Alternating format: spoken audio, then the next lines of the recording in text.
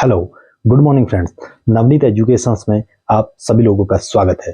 तो फ्रेंड्स, आज हम बात करेंगे क्लिनिकल ट्रायल्स के बारे में। अगर कोई भी नई ड्रग जो होता है मार्केट में आता है, तो उससे पहले वो किस फेजेस से जो है पास होके आता है, कैसे वो चेक होता है, ठीक है।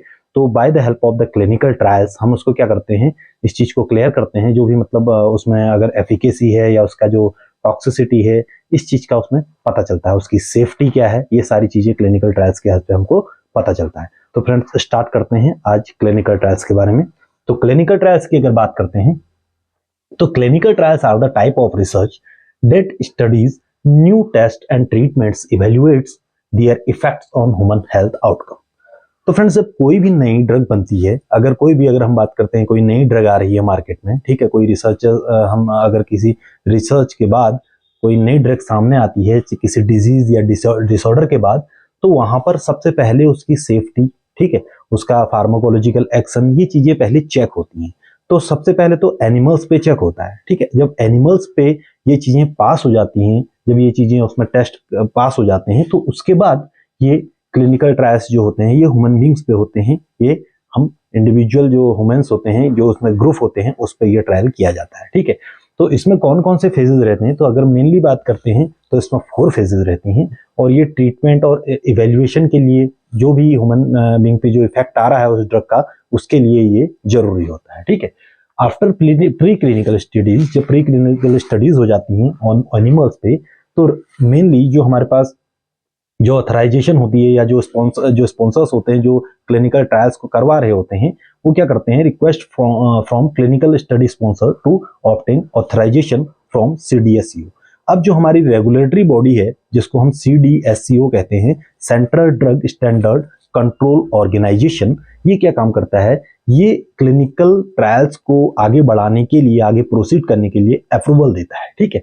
और यहाँ पर कौन रहता है, जो ड्रग कंट्रोलर डीसीजीआई जो होता है इंडिया में, वो इसको क्या करता है, आगे अप्रूवल अथॉरिटी देता है क्लिनिकल ट्रायल्स के लिए, ठीक है। तो ये कितने टाइम में फाइनलाइज होता है, जब एप्लीकेशन दी जाती है उसके बाद ये अबाउट 6 to 19 वीक इसमें लग जाते हैं इस प्रोसेस को, ठीक है, आगे पास होने के लिए, जिससे कि ये अप्रूव हो जाए। उसके बाद ड्रग फॉर्मुलेटेड इन सुटेबल डोसेज फॉर्म। अब जो ड्रग है उसको सुटेबल डोसेज फॉर्म में बना लिया जाएगा, क्योंकि ह्यूमन बींग्स में ट्रायल किया जा रहा है, तो उसको एक डोसेज फॉर्म में बनाना पड़ता है। फिर उसके बाद clinical trial practice laid down in form of GCP.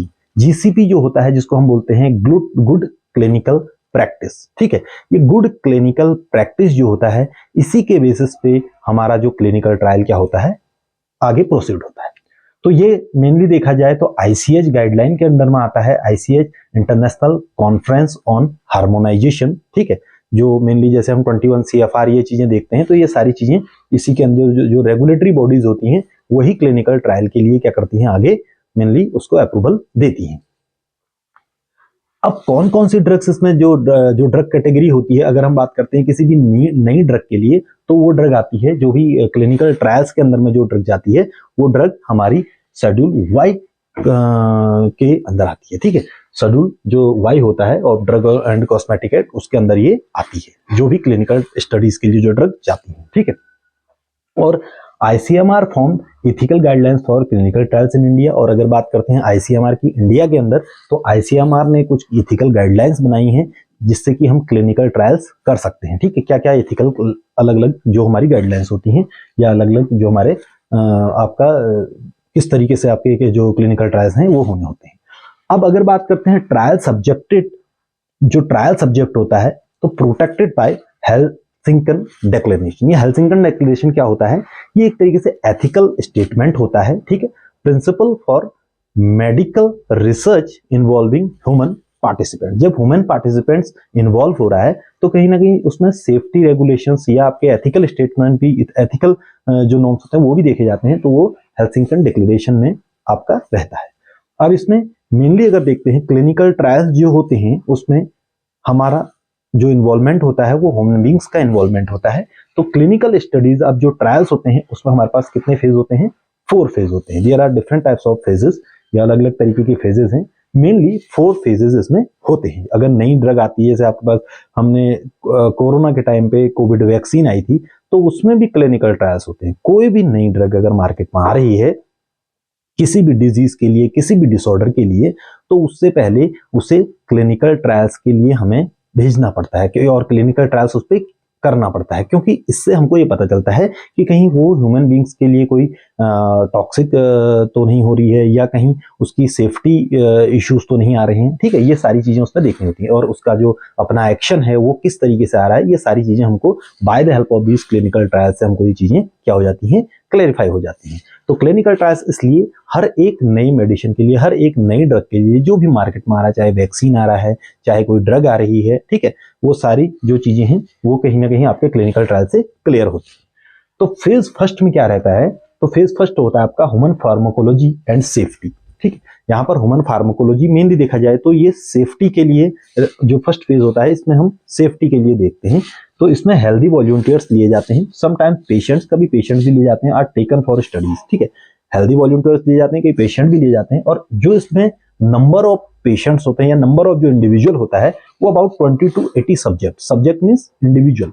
ठीक है, कितने आपके जो उसमें पार्टिसिपेंट्स हैं वो कितने हैं, उनका जो नंबर होता है अबाउट 20 to 80 रेंज में रहता है, मतलब लेस क्वांटिटी में रहता है। ठीक है, जो फर्स्ट फेज होती है उसमें कम से कम इंडिविजुअल लिए जाते हैं, क्योंकि हमको पता नहीं है कोई भी अभी ड्रग के बारे में। ठीक है, ये पहला स्टेप होता है। तो अगर ये स्टेप हमारा सही आता है, फिर उसके बाद हम क्या कर सकते हैं, जो नंबर ऑफ कैंडिडेट्स हैं और नंबर ऑफ सब्जेक्ट्स हैं उनको बढ़ा सकते हैं। तो ह्यूमन फार्माकोलॉजी एंड सेफ्टी में तो healthy volunteers sometime patients are taken for studies, 20 to 80 subject taken.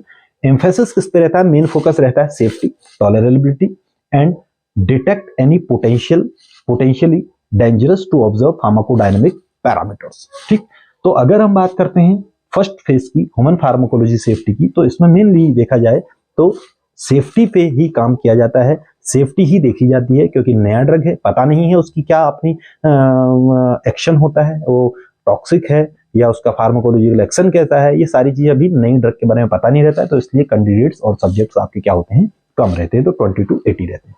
अब बात करते हैं फेज सेकंड की। तो फेज सेकंड में क्या रहता है, therapeutic exploration and dosage ranging. ठीक है, इसमें कितने पेशेंट्स रहते हैं, इसमें 100 to 500 पेशेंट्स सेलेक्टेड, इसमें 100 क्वांटिटी बढ़ा लेते हैं। ठीक है, थोड़ा नंबर ऑफ कैंडिडेट्स जो होता है इसमें बढ़ जाता है, क्योंकि फर्स्ट फेज से आप सेकंड फेज पे आ गए हैं, तो कुछ चीजें हमको फर्स्ट फेज में पता चल जाती हैं। अब 100 to 500 patient selected, primary aim is establishment of the therapeutic efficacy, dose range. ठीक है, blinding and open 2 to 4 centres involve. तो वो सेंटर्स जितने भी होते हैं उसमें 2 या 4 सेंटर्स उस पर इन्वॉल्वमेंट हो सकता है। और इसमें अगर देखते हैं तो इसमें एफिकेसी, इफेक्टिवनेस देखी जाती है ड्रग की। ठीक है, कि ड्रग कितनी इफेक्टिव है, ये मेन हमारा जो फेज सेकंड होता है, इसमें एफिकेसी देखी जाती है। ठीक है, एस्टेब्लिशमेंट थेरेपेटिक एफिकेसी के लिए ही ये किया जाता है। अब बात करते हैं फेज थर्ड के लिए। तो फेज थर्ड में क्या होता है, थेरेप्यूटिक कंफर्मेशन कंपैरिजन। तो इसमें क्या रहता है, दीज आर रैंडमाइज्ड ट्रायल, ये रैंडमाइज्ड ट्रायल होते हैं, conducted on large number of the patient. इसमें पेशेंट जो नंबर होता है वो बढ़ जाता है। देखिए फ्रेंड्स, हम देख सकते हैं पहले कम थे, फिर उसके बाद थोड़ा इंक्रीज किया, फिर उसके बाद इस तरीके से क्या होता है, बढ़ता है। इसमें 500 to 3000, ठीक है, इसमें हम इंडिविजुअल लेते हैं, सब्जेक्ट लेते हैं, बाय सेवरल फिजिशियंस वहां पर होते हैं, सारी चीजें मॉनिटर किया जाता है। ठीक है, हर चीज मॉनिटर किया जाता है, प्रॉपर एक उसको सुपरविजन में काम किया जाता है। जो क्लिनिकल ट्रायल्स है उसमें जो इंडिविजुअल होता है वो प्रॉपर वे में सुपरवाइज रहता है, सुपरविजन रहता है उसके ऊपर से। ठीक है, और मॉनिटर्ड रहती है हर चीज। तो by several physician the aim is to establish the value of the drug in relation to existing therapy. और इसका मेनली देखा जाता है, अगर कोई नई थेरेपी, अगर कोई नई आप ड्रग ला रहे हैं, तो पहले जो कोई भी ड्रग आपने दी है उससे कंपेयर भी हो सकता है। इसमें पता चल सकता है कि जो हम नई ड्रग दे रहे हैं उसकी कितनी अच्छी एफिकेसी है, वो कितना अच्छा एक्शन शो कर रहा है अगर हम कंपेयर करते हैं पुराने वाले से। ठीक है, तो एनडीए सबमिटेड टू लाइसेंसिंग। इसके बाद जो फेज थर्ड वाला होता है, उसके बाद जो होता है एनडीए सबमिटेड लाइसेंसिंग अथॉरिटी। ठीक है, तो वहां पर एप्लीकेशन लाइसेंसिंग अथॉरिटी के लिए सबमिट कर दिया जाता है। और इसमें मेनली देखा जाए जो फेज थर्ड होता है, इसमें इफेक्टिवनेस को कंफर्मेशन दिया जाता है कि मतलब ये इफेक्टिव है। ठीक है, ये ड्रग जो है इसकी एफिकेसी बहुत बढ़िया है, इसको कंफर्म करने के लिए हम फेज थर्ड हमारे पास ट्रायल रहता है। अगर बात करते हैं हम लास्ट फेज की, जिसको हम बोलते हैं फेज फोर्थ ट्रायल, जिसको हम बोलते हैं पोस्ट मार्केटिंग सर्विलांस स्टडीज।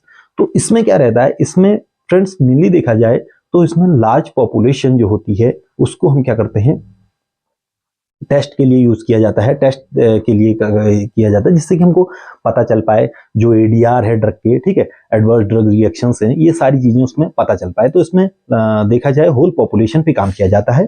तो in this efficacy, acceptability and adverse effect of the drug, जो एडीआर होते हैं उनको देखा जाता है कि इस ड्रग से कोई ऐसा आपका एडवर्स रिएक्शन तो नहीं आ रही है सामने, इस चीज को हम पता करते हैं पोस्टमार्टम। ये थोड़ा लंबा समय रहता है, ठीक है, इसमें लंबा समय होता है। तो इसमें आपका जो पेशेंट होता है उसको मॉनिटर किया जाता है। Monitor in the sense normally patient को दिया जाता है, और इसमें कुछ पेशेंट्स को एग्जाम्प्ट कर दिया जाता है, जैसे बच्चों को छोड़ दिया जाता है, बच्चों को नहीं किया जाता इस टेस्ट में इंक्लूड। एल्डर जो पेशेंट्स होते हैं, ठीक है, प्रेग्नेंट और लैक्टेटिंग वुमेन जो होती हैं, उनको भी इसमें जो पार्टिसिपेट नहीं किया जाता है उसको भी एग्जाम्प्ट किया जाता है। रेनल हेपेटिक फेलियर, अगर कोई किडनी से रिलेटेड किसी प्रॉब्लम है किसी पेशेंट को, या उसका लीवर से प्रॉब्लम है, तो उसको भी ऐसे पेशेंट्स को हम क्या करते हैं, एग्जाम्प्ट कर देते हैं, उसको नहीं लेते हैं यहाँ पर। और whole population involve in the study, और जो सर्वेलेंस स्टडी, जो last post marketing surveillance studies होती है, इसमें होल पॉपुलेशन क्या करता है, इसमें पार्टिसिपेट करता है, ठीक है। एडिशनल इन्फॉर्मेशन, इससे हमको एडिशनल इन्फॉर्मेशन मिल जाती है, क्योंकि हमको ये पता चल गया सेफ्टी हमने देख ली है, इफेक्टिवनेस देख ली है उसकी, ठीक है, एफिकेसी, उसका एक्शन देख लिया है।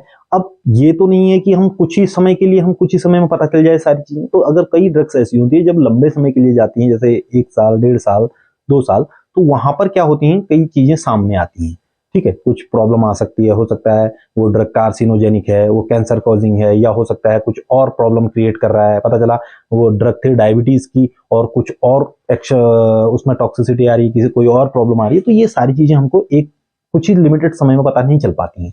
तो इसके लिए हमको पोस्ट मार्केटिंग सर्विलेंस, ये जो फेज 4 स्टडी होती है, इसको हम करते हैं, और इसमें एडीआर जो होता है ड्रग का, वो पता चलता है। तो फ्रेंड्स, आज हमने देखा कि क्लिनिकल ट्रायल्स कैसे होता है, ठीक है, कौन कौन से इसके स्टेप्स होते हैं। तो मेनली इसके 4 फेज होते हैं, और इसमें जितने भी जो कैंडिडेट्स होते हैं, जो सब्जेक्ट्स होते हैं, वो उसमें वेरी करते हैं, ठीक है, हर एक फेज में वेरी करते हैं। तो अगर सबसे पहली फेज की बात करते हैं, तो उसमें सबसे कम इंडिविजुअल और कम सब्जेक्ट हम क्या करते हैं, लेते हैं, क्योंकि हमको नए ड्रग का पता नहीं होता है। और जो लास्ट फेज होता है उसमें देखा जाए तो होल पॉपुलेशन, जिसमें कुछ पेशेंट जो होते हैं उनको एग्जाम्प्ट कर दिया जाता है, और ये जो क्लिनिकल ट्रायल्स होते हैं इनको हम प्रोसीड करते हैं, और इसके बाद फिर ड्रग को क्या करते हैं, मार्केट में प्रॉपर वे में, जैसे ड्रग मार्केट में लॉन्च हो जाती है, और जैसे मार्केट में जो ड्रग रहती हैं वो सारी कहीं ना कहीं जो क्लिनिकल ट्रायल्स हैं वो पास करके आती हैं, कोई भी नया ड्रग जो आ रहा है, ठीक है।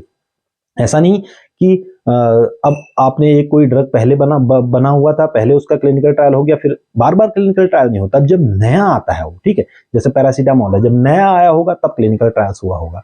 डाइक्लोफिनेक है, जब नई मार्केट में आई होगी तब उसकी, मेटफॉर्मिन है, जब नया आया होगा तब उसका क्या होगा, क्लिनिकल ट्रायल्स हुआ होगा, ठीक है। तो ये सारी चीजें हम क्लिनिकल ट्रायल्स के अंदर पढ़ते हैं, कहीं ना कहीं उसकी सेफ्टी ड्रग की, उसकी एफिकेसी और एडीआर क्या है, ये सारी चीजें by the help of the clinical trials हम इसको क्लियर कर सकते हैं। तो फ्रेंड्स, आज का लेक्चर आपको कैसा लगा, कुछ चीजें नहीं समझ में आई तो शेयर, सब्सक्राइब, लाइक और कमेंट जरूर करें। तो ठीक है फ्रेंड्स, कुछ नए लेक्चर में लेके आते हैं, ठीक है। Thank you friends.